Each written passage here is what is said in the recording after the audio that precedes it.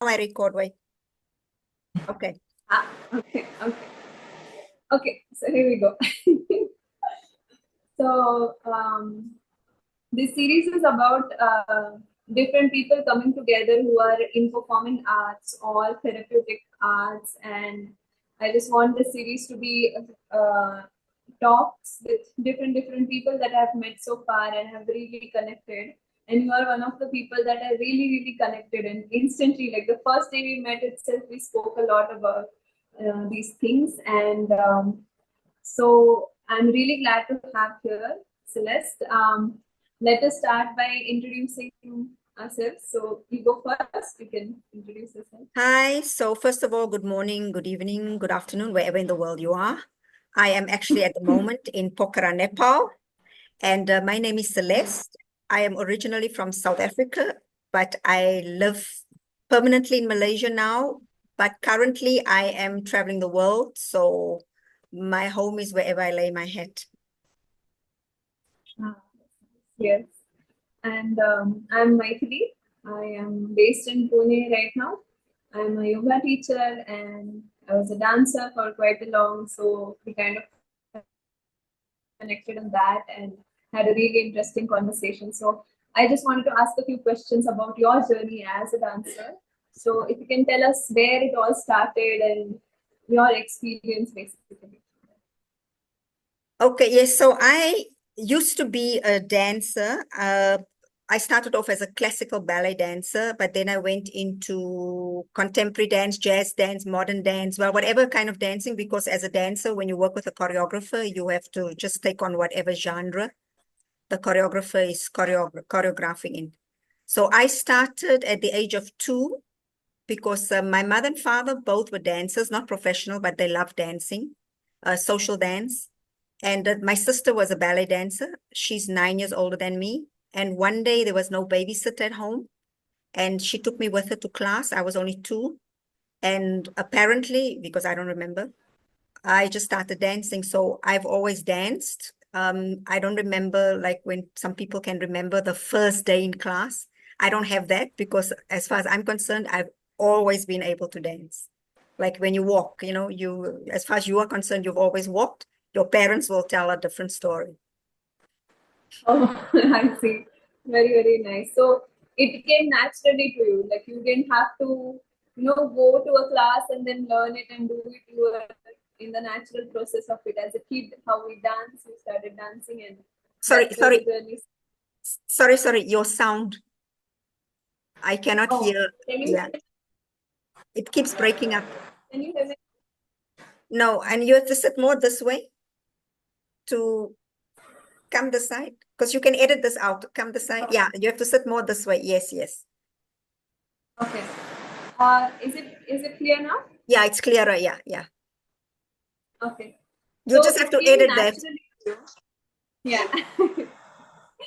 So the dance came naturally to you, and you didn't have to start it by some class, but as we all have it in us, the instinct of dance, let's say, that's how it started for you.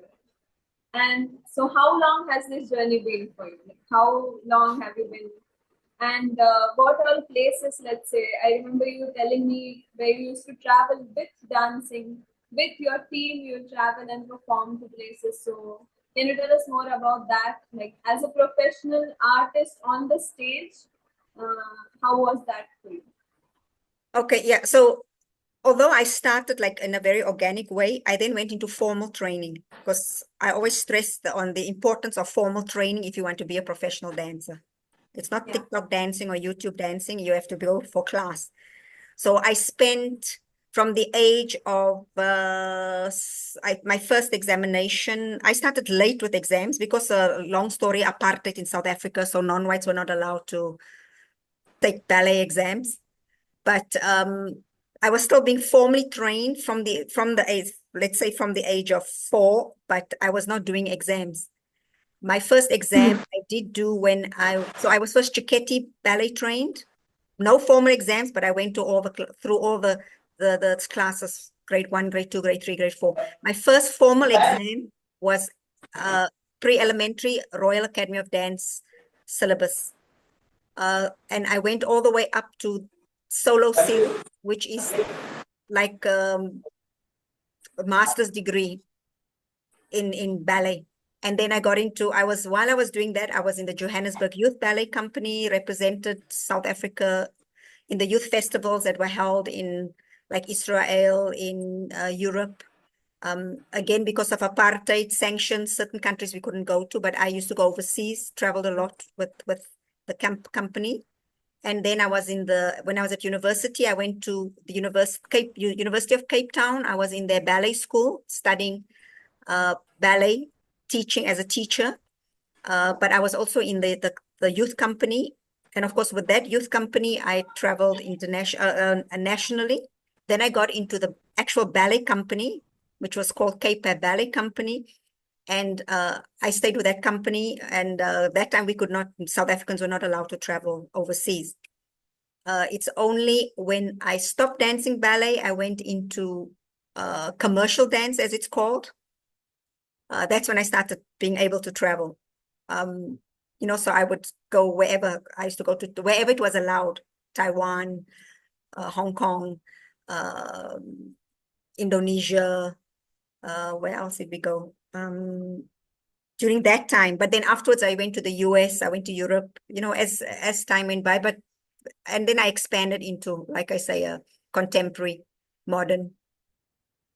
Some movements also that has no name, but it's dancing. Yes, I see. Very, very interesting because I think many few people these days will get a chance to actually go to different places and perform their work and really completely be into that, like full dedication. So it's very rare. So I was really excited to hear your journey, and I just wanted to know like what were the themes of these dances, or were you traveling to give a social message, or was it performance, or was it sequential work, or what type of work were you presenting?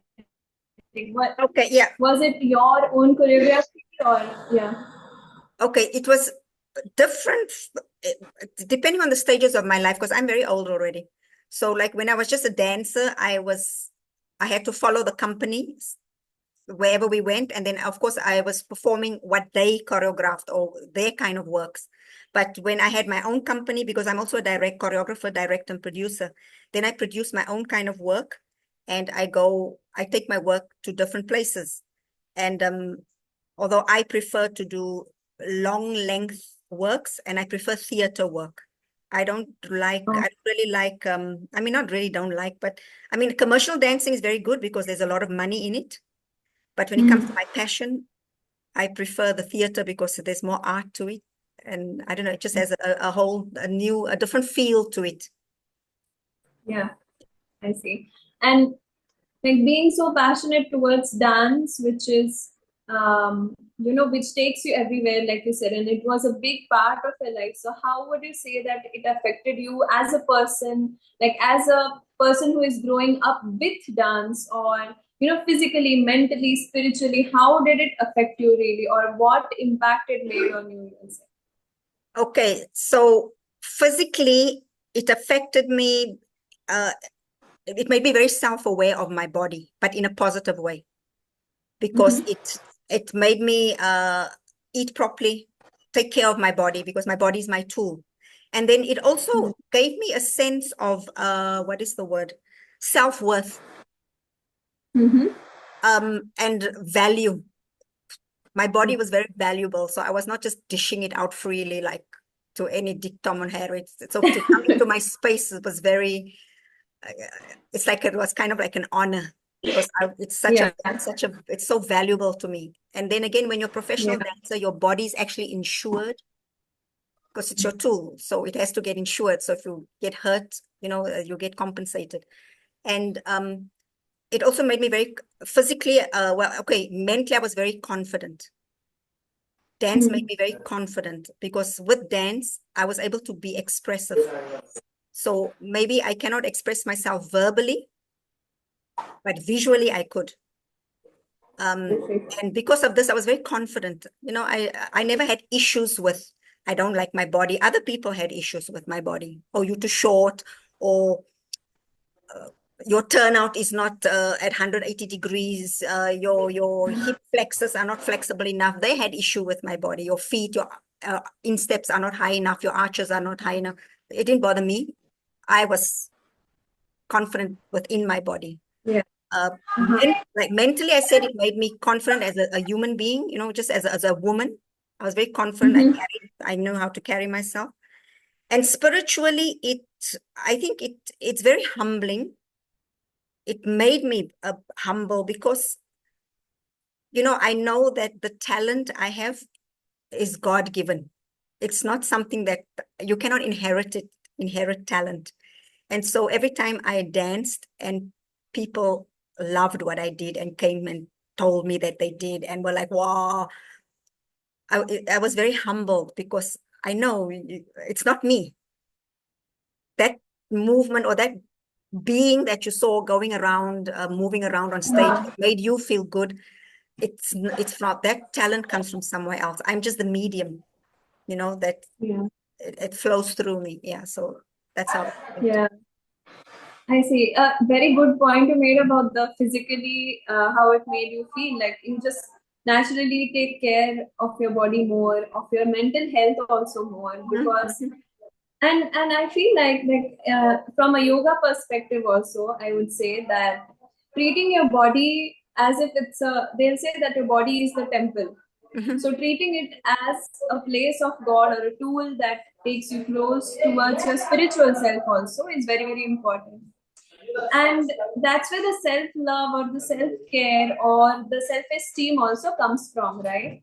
And I feel like dancing or any performing arts actually allows you to see yourself in that zone, let's say that active meditation state. Let's say when you're dancing, you have to be completely self-aware, you have to be completely focused on the movements of your body, the things that going in your mind. Just slow down for a while, no other thoughts will tend to come up while you're performing. So I think it's and since you are a person who has been doing it for such a long time, i can I can feel that it also allows you to grow spiritually Mhm. consistently. And yeah, so it's a very important thing to have, I feel like. Mhm. And if I may just ask, how would you say that dance has changed over the years, like Oh. as a young 2-year-old from where you are after choreographing, after producing, and after going through all the journey, how will you say the dance has changed? Just a minute, I will show you. Yeah. Okay. So, like I said, because I've danced so many genres, I'm going to focus, let's say, mainly on ballet and on commercial dance. Ballet has not changed that much. I mean, at one point, I remember between 2010, when I was like in New York, between 2010 to maybe 2014, there was this thing going around where ballet kind of became, instead of being artistry, it became stuntistry, where it was just stunts. It's like as long as the leg is high, the form, they didn't care about the form. So the hip was out, the alignment was wrong. It's just wrong. But just because the wow factor was there, the leg is very high. Or 16,000 pirouettes, that's the turns. And just wow. But when you're looking at it, the person who's doing it, they're not following the music, the leg is turned in, the arms are not in the right position, so so it became just about the stunts. And then they were doing movements that are not in ballet, but within the context of ballet, which is wrong. It's like speaking English with putting in some other language as well, mixing up the languages. And then like when I say stuntistry, it's like speaking English, but then you have slang. No, ballet is it's the grammar it has to be, there's only one grammar and it has to be correct. So for a time there was that, but I think after 2014, it somehow went back to what it should be. Of course, in dance competitions, they still do all this, but when you look at it in a theater perspective, they stick to the actual technique and within the frame of ballet. When it comes to the other types of dancing, oh my goodness. Because now you have, anybody can be a dancer. As long as you can put something on TikTok and you look good, or on YouTube, you say you're a dancer. I've seen people who are aerobics teachers that are saying they are dance teachers and dance choreographers, but they have no qualifications, no dance background, or if they have, it's not sufficient. So yeah, and again, now the way dance has changed is people want to just see the wow factor. They do not appreciate the actual movement. And one last thing, I know it's meant a lot, I can actually go on the whole day about this, but just one last thing, which I think is very important to mention. And I'm going to have to move because, I'm a dancer, my expression is visual. A lot of the choreography these days, especially when it comes to like hip hop, the street dance, it's not even dancing, it's just positions. It's like 1, 2, 3, 4, 5, 6, 7, 8, just like, and oh, I'm dancing. No, you're not. You just pose here, put, it's not, there's no lyricism. It doesn't connect. So that's why I can take a group of office workers who have a little bit of, and I can teach them an entire dance routine and they can look good because I'm just putting movement, and then we put it together in a sequence. But they're not dancing. That's not dancing. You know what I mean? Because all the intricate steps in between, is not there. So this is how it has changed. Yeah, I think it's a very good perspective, and the first thing that came to my mind is how like the counter argument might be for it, that it's a freedom of expression and anyone can do it, and if from ballet, let's say how contemporary came out and kind of dissolved and became more abstract in that sense. So this concept of being abstract and still making sense subjectively to yourself or to some people in different ways, and all these, I feel like this perspective allows people to let's say whatever they are doing is to be called dance, right? So I think it's really tricky or hard right now to define what dance is what you are also saying, No, right? no, I can still define it. It's expression, but within a frame. Oh, yeah. There must always be a frame. You cannot simply, I mean, even like contemporary, it's still within a frame. I mean, there are people who go out of the frame, but then that is already not dance. You have to, there has to be yes, it's freedom of expression, but even the expression has to be contained within that frame. Yeah, so but then how do we decide this frame, like, or who gets to decide? Because over the time that frame also has been changing, right? So in contemporary, it would depend on who is, well, I don't know if they have contemporary classes, but let's say in choreography or in your style. Now, let's say you are Martha Graham. Martha Graham has her frame. So you have to work within her frame. You can't be saying, I'm doing Martha Graham, but then you put the Bob Fosse movement in the middle of, because that is not, you have to, so with contemporary, each, jazz dance is the same, although jazz does have a specific kind of movements, but still the style of jazz will change with each choreographer. Like I can have 10 people doing my work. They'll be doing my movement, but each one will have something different because that's something I cannot control, because that's how they feel the movement. I feel it like this, although they're doing what I said, but that one might have a little bit more rasa. That one might have bring the energy inward. The next one might take the energy out.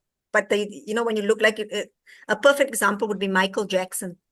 If you look at him, all his dances, they're all doing the same movement, but he somehow just looks different. Because the interpretation of that movement is just a little bit different from, and if you look at each individual behind him differently, individually, you'll see they're doing the same thing, but it's different. The Thai people will say same, but different. I see. Yeah, that makes a lot of sense actually. And like yeah, so you're saying unless we have that frame decided for ourselves, or like if I'm a choreographer, I have to be in my frame, is what you're saying. Yeah, otherwise, what are you And doing? Otherwise, your work is yeah, confusing. People look at it and they're like, what is otherwise I this? can otherwise I can call anything I do on stage Yeah, as a dance you can throw a performance. tantrum. You can throw a tantrum and put music to it, and then you can call that And dance. it yeah, I understand now. Okay. And so, coming back to the mental, physical, spiritual aspect, I would like to know how, I- like they say that dance or any type of movement that you do is therapeutic in nature. Mhm. So, what is your take on it? Like, have you experienced, like, would you say that a certain type of movements is therapeutic, or any type of dance, let's say, or any type of, what will the Yeah, be structure for that? yeah, okay. I would say it is therapeutic. That's why people go to the disco. Yeah. Because you can see when people are in a disco, they just, well, not everybody, but there are those, the majority. That's why they love Yeah. going. I'm one of those people because I'm very uptight and I Mm-hmm. don't really drink. I don't Mm. do, I do not put myself into a different state of mind. But when I'm in Yeah. a disco, because that music, the only place where you can hear music at its best, I feel, is in a disco, in a club, because they have the good acoustics. And Mm. I just let them, and because I'm a professional dancer, so my move, I'm very disciplined. So it's the only time when I can just move without having to think about technique or. So that is why, in my case, that is therapeutic. But also when I do a ballet class, only ballet class, I've done many other type of only ballet class. For me personally, I feel it's very therapeutic because Mm. it's that it's the challenge of of moving your body in that specific frame of Mm. the ballet that I feel is therapeutic to me, because I'm also a kind of person, although I'm uptight, but when I let loose, I let loose. So when Yeah. I do ballet, it gives me that it's therapeutic because there's it's uptight, but it also has freedom. Mm. So it's a perfect balance. But for each person, it's Balance. different. Maybe for you, it would be different, right? Yeah. Yeah. Like what do you find therapeutic in dance? For me, like some type of music really works for me, which is more calming or more flowy. And always I end up doing flowy movements. Like even if I go to a club to dance, I'll end up doing flowy movements. I Yeah. cannot break, So So you let the music wash over you like that. yeah. You don't let it attack you. You just let it wash. Yeah. And I feel like dancers have this talent of, that they can dance anywhere without drinking or without having anything. Yes. If you just ask us to stand on a table and just dance, we'll Yeah. do Yeah, it. anywhere. Yes. Anything. Yeah. I mean, I've danced. I've been at the in Singapore at the MRT station, and Yeah. I just broke out into a dance. And I mean, it's not allowed. I got fined. Yeah. But But yeah. I don't know. The train was taking too long. Yeah. I just felt it just calmed me to start moving around and Yeah. walking all Hmm. across the floor, and the people loved it. Yeah. People enjoyed it. The police didn't enjoy it that much, but Yeah, they have their different set of movements that they do. For police, it's yeah, yeah.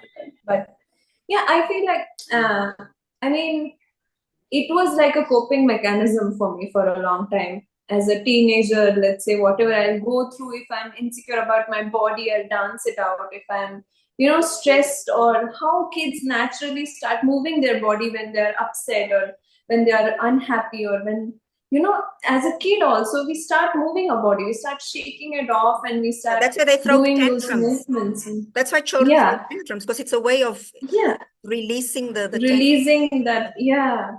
Yeah. So for me, dance was that for a long time, but then I couldn't find a certain framework for that because my movements will be depending on my mood swings. and my movements will be depending on a certain song or something like that. So it was hard for me to start with contemporary and then find a framework into that. Maybe if I had gone through traditional discipline, Yes. it would have been a little easier. And then when I found yoga, I structure, and yet it has the therapeutic aspect to the movements, and it is also like a dance for me. Yes. But my type of dance, like more flowy, more slow, Yoga, and but yoga more is a dance because it's movement. It's a dance. yeah, It's movement, and then yeah. when you do yoga in a way where that's why flow.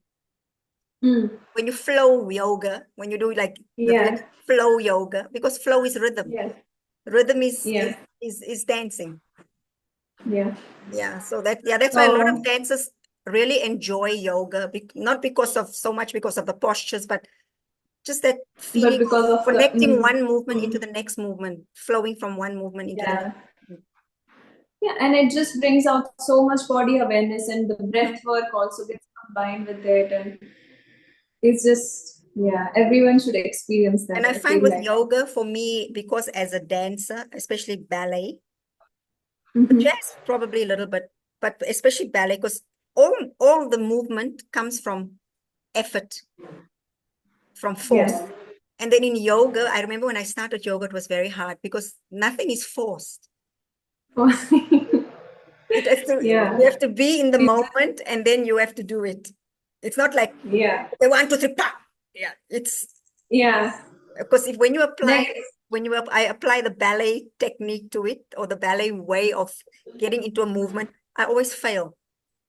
I have to just let it come naturally. Then interesting. I see. Yeah, I feel like it's in yoga you kind of play with your own energy, like it goes out and then you bring it in and up and down and all these things. In particular dance styles, you kind of either push it out, or you give it down, or something like that. I mean, dance also plays with it, with the space and the movement and the time, and all the dynamic is there. But for me, that yoga is more structured in that sense. Maybe more than contemporary, but if I had done a traditional dance style, I think I would have experienced that same structure and the same flow of energy contained. and I am 100% with you on that. And every person that I have ever taught will tell you that Yeah. is true. I always say you must first learn The the foundation of dance, tradition. which Yeah. is the frame, which is the structure, because only when you have Yeah. structure and discipline can you be free. It's like language. Yeah. You cannot write a Yeah. poem if you don't even know how to if you don't know the Yeah. vocabulary, you don't know grammar, you don't know how to construct a sentence. How can you Yeah. be creative? You know? and and it's like at that point it becomes so abstract at some point, like some of the works that I have seen or been in have been so abstract that even my mind will get confused and stop for a moment and say, what am I doing here? Okay, But wait, it's, yeah, I'll yeah. try to make sense of it. It's so confusing. But yeah, so I definitely understand that you need a framework first, and then you can go crazy in it, like you can Yes, so explore again, in always it. think about language.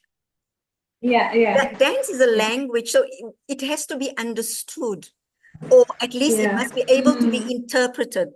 If it's just, Yeah, you must communicate if with I'm it. just there talking, like, I don't know, Bidenese, Bidenese. I don't know if you've heard Joe Biden talk. He's abstract because when he talks, I don't know what he's saying. It's like I'm watching contemporary dance, the very abstract kind. It's just words coming Yeah, out, sounds, but doesn't make sense. It's really just, makes sense. and then Yeah, you like confused. You're trying to keep track, but you're not sure. So that is abstract. yeah, When dance becomes yeah, abstract, it has to make sense. Because dance is a language and people have to understand it. If they might misinterpret it, that's fine, but it has to be yeah. understood. Yeah, that's true. And okay, to the last bit, do we have time? Do we have time more? I I think think some. so because normally it will warn me. It hasn't warned me yet. Okay. It told me to that we have last 10 minutes a while ago, but I'm Oh, not because you're on your sure. side. So there's still 10 minutes, is it? Yeah, but I think now it's like 7 minutes or I think now something. it's about 5 minutes, 5:43. This is right. Yeah, remaining meeting time, 5:39. Oh, yeah, because I have the new, so I don't recognize. Yeah, because normally it will Okay. tell me. Okay. Yeah, okay. Okay. So the last thing I wanted to come to, the last part, where how did your travel, or can you tell us about your traveling bit a little bit? Like, how did you started traveling and why you have a home on wheels instead instead Okay. of a Just like, okay. normal people's, something like that? And how did it affect your creativeness and your, dance, basically, your art? So how it started, it's my husband's idea. It has always been his dream Uh-huh. to travel the world. Yeah. Uh-huh. Uh, when the time came, he said, pack your bags, we're leaving. And we left. And we've never, I mean, we go back, but just to apply for Yeah. visas or get new bank cards or, but not to stay. So Yeah. that's how it started. I would say I'm quite a good wife because I follow my husband. I gave up my career and everything to follow him on this trip. So that is how it has affected my dance. Because of this trip, Oh. I cannot work. I tried online. It's very difficult. I do now, and occasionally I conduct classes wherever I am. But people these days don't want to pay. They don't want to pay for classes. So it's a bit of a problem. Even now here in Pokhara, I'm trying to teach uh, some classes. It's a bit difficult. So yeah, that's how it affected my dance. It's just that, of course, I don't dance anymore, but I teach. And I can't teach anymore. Yeah. I've not taught. I think the last time I taught was 2019. I see. Hmm. And that is also maybe because of the changed scene about dance everywhere. Mhm. Like people are getting classes in every lane, every alley. There'll be like five, six They can just dance learn classes. online. They learn on Yeah, YouTube. They learn eight counts, and then they feel they can dance. So the kind of dancing I yeah, teach, they don't want to do it because it takes years. yeah. So I think that changed perspective about dance itself is affecting in this sense. Mhm, mhm. And I mean, there's there's no solution for it or something like that, but that's just how It's just I think times we are have changing changed. as a community as well. Yeah, times have Yeah. changed. Now that's why I even told my people used to teach for me. I told them now you just have to Mhm. do TikTok choreography. Just choreograph Yeah, four like eights. 30 seconds, 7 Yeah, seconds. two. We will because we go in counts. Yeah. Maximum four eights. That's it. You don't Yeah, need to have a that's theater. it. You don't have to do a whole production. Nothing. You just do Yeah. four eights and make sure the person who's doing it looks good. Yeah. They can move well. They're wearing nice outfit. The music is popping. That's it. Yeah. You sold. Don't Mm. even care whether they are doing the correct technique. It doesn't matter. Yeah. And it has to be a trending song, that's all. Yes. Yeah. The song has to. Yeah. That's why I said catchy song or popping, whatever's popping. Just stay relevant, stay current. Yeah. I feel like my dance teacher would have definitely agreed with you. We had the same conversation in lockdown when most of the reels were like coming up. It was like a trending era, I think. That time also we had the same conversation, and he was telling that you guys have to increase your stamina. Just because now you are dancing on Instagram doesn't mean that, because that's the stamina of people. Even for audience, uh, they have enough attention span of like a 7 second or a 30 second Yes. span. And Yes. as the audience also, people are changing. So if you put out an hour long work, no one They're will not show gonna, up. yeah, you lose them. And Yeah, you can only give, it's very hard. It's yeah, very hard like that. yeah, 30 Maybe seconds the max. dancers will be excited to dance Mhm. for an hour, But but the audience has yeah, no. no, no. And even if they do stay, they won't appreciate it Yeah. because they won't understand why you need to do a whole 1 hour production. Even one Yeah, yeah, song, even to do one song, they cannot. You must only do the yeah, chorus. or the verse or the music break. You cannot do the entire song anymore. Yeah, yeah. But it's times have changed, you know. I mean, you have to change with the times. Mm. Okay, we have 1 minute, It's, less than 1 minute. yeah, okay. Yes, I think those are all the questions or points that I had. But I would like to continue with you sometime again. Next. And I just Yeah. want to say that thank you so much. Thank you so much. Yeah, and And thank you for having me. no, it's my pleasure, really. And I wanted to do this for a long time. I'm glad that we connected again after Dharamshala, and we got the space to talk like this. And with our internet issues, also we are able to. Yeah, yeah. So yeah, so we'll definitely continue